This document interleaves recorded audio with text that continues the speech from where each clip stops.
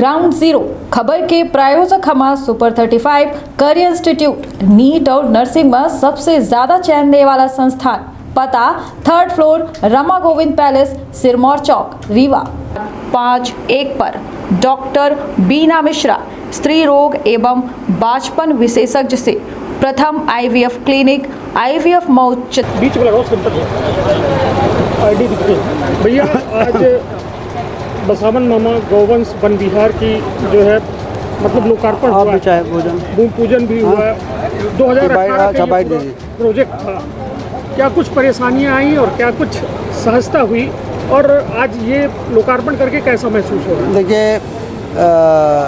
ये काम जन भागीदारी का इसमें बहुत बड़ी भूमिका है, क्योंकि आपने देखा होगा कि मास्टर प्लान जो बन के तैयार हुआ उसके हिसाब से रोड बनाना था और शेड बनाने थे, भूसा शेड बनाने थे, पानी का इंतज़ाम करना था, बिजली का इंतज़ाम करना था।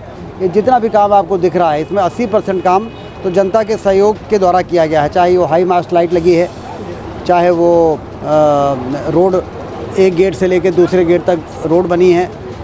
शुरू में शेड भी हमने भूसा शेड और जो 4-5 शेड बनाए वो भी जनता के सहयोग से ही बनाए थे। सिर्फ खनिज और उद्योग मंत्री होने के नाते हमने 50 लाख रुपए खनिज विभाग से और उद्योग विभाग से 50 लाख देके बाउंड्री करवाई थी। शुरू में जब भूमि पूजन किया था तो 1 करोड़ रुपए से भूमि पूजन किया था और आज ये 15-20 करोड़ का प्रोजेक्ट बन के तैयार हुआ है। तो 80% आप मानिए कि जनता का सहयोग है और 20% फिर बाद में मनरेगा से हमने बाकी जो शेड बनाए वो सरकार के फंड से बने हैं, मनरेगा से। तो इस प्रकार के जब काम किए जाते हैं तो समय लगता है और प्रयास उसमें लगता है, लेकिन लोगों ने सहयोग जिस तरह से बढ़ चढ़ के दिया, इसमें सांसद जी की निधि भी लगी है, विधायक KP त्रिपाठी हो गए उनकी निधि भी लगी है, कुछ रीवा कोई भी विधायक 5 लाख रुपए अपने विधानसभा के बाहर दे सकता है तो हमारी भी उतरी लगी है। ऐसा करके जोड़ तोड़ करके और आज ये बन के तैयार हुआ है। तो लेकिन जो विचार था उस प्रकार से ये केंद्र बन के तैयार हुआ। आने अब वाले समय में ये उदाहरण बनेगा गौ संरक्षण और गौ संवर्धन की दिशा में। और गौ माताओं से और भी कई हम प्रोडक्ट बना के गोबर और गौमूत्र से हम उस इलाके की अर्थव्यवस्था में भी बहुत क्रांतिकारी बदलाव ला सकते हैं। इसका एक उदाहरण बनेगा। भैया 2018 का जिक्र आपने किया था कि उस समय सरकार कमलनाथ जी की थी, कांग्रेस की थी और कोरोना भी उस समय आ गया था।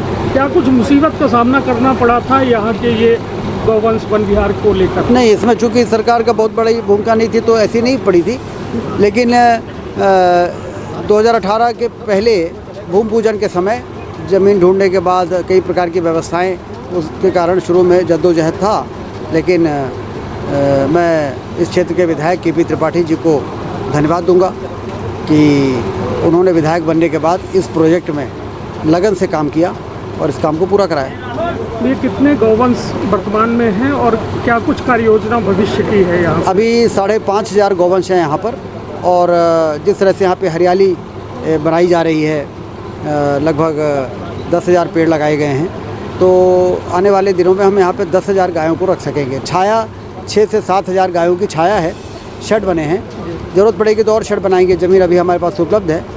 और ये जो हरियाली क्रिएट की जा रही है तो खुले में भी हमारे गौवंश, सड़क बहुत अच्छी बनी है वहाँ भी।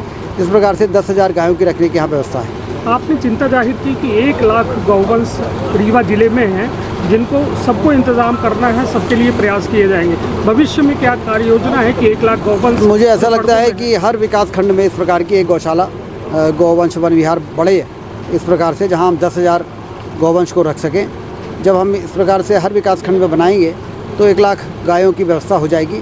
और जब 1 लाख गायों की व्यवस्था होगी तो कोई भी हमारी गौ माता ना तो सड़क में दिखेगी और ना किसी के खेत में। किसान भी निश्चिंत रहेंगे कि कुछ भी हम बोएंगे तो हम गौवंश या इस प्रकार की से हमारे खेत खराब नहीं होगा। भैया, गौवंश पालकों से क्या अपील करना चाहेंगे जो दूध निकलने तक तो गौवंश रखते हैं, उसके बाद गायों को छोड़ देते हैं, उनके लिए क्या अपील करना चाहेंगे? उनसे यही कहेंगे कि वो गोबर और गौमूत्र से भी काफ़ी कुछ वो अपने खर्चे को निकाल सकते हैं। इसलिए उनको बांध के रखें और उनके गोबर और गौमूत्र इकट्ठा करें और जहाँ कहीं भी इस प्रकार की व्यवस्थाएं हैं जहाँ पर गोबर गौमूत्र से के प्रोडक्ट बनाए जा रहे हैं, वहाँ पे उसको पहुँचाने के का प्रयास करें, जिससे कि गौ माताओं को छोड़ने की मजबूरी से आप बचेंगे।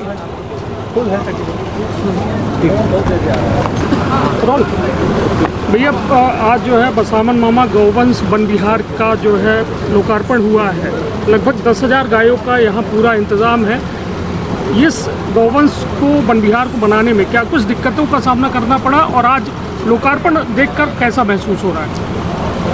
आप जानते हैं बीच में कांग्रेस की सरकार आ गई थी 2017 के भूमि पूजन के बाद, और कोरोना, तो वैसे भी किसी काम में कठिनाइयाँ तो आती हैं, लेकिन इसमें आवश्यकता से अधिक थोड़ा कठिनाइयाँ थी। लेकिन उसके बावजूद आज आप देख रहे हैं जिस तरह से प्रकल्प पूरी तरीके से खड़ा हुआ है, और एक गौशाला और गौवंश वन विहार सुनकर जो लोगों के मन में आता है, यदि यहाँ आएंगे तो उनको लगेगा कि जैसे ये एक बहुत बड़े पर्यटक स्थल के रूप में विकसित हो रहा है।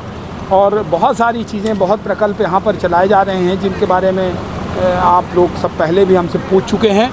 आज दिल को बहुत सुकून मिल रहा, बहुत खुशी हो रही है कि आज ये इतना बड़ा गौवंश वन विहार बेसहारा गायों के लिए जो है वो 20 सेट बनकर तैयार हो गए, गोबर गैस प्लांट तैयार हो गया, यज्ञशाला कितनी शानदार है, गेस्ट हाउस है, एडमिनिस्ट्रेटिव ब्लॉक का भूमि पूजन हुआ है, पानी के यहाँ इंतजाम जो कमी हो जाती थी उसका है, चारों तरफ सड़क बन गई, उसका लोकार्पण है। तो पूरे एक बड़े गौवंश वन विहार एक बड़े पर्यटक स्थल के रूप में भी आने वाले समय में होगा, जहाँ एक तरफ लोग वाइट टाइगर सफारी देखने जाएंगे तो दूसरी तरफ गौवंश वन विहार को भी देखने उसी तर्ज पर लोग आएंगे। ये हमारी संकल्पना है।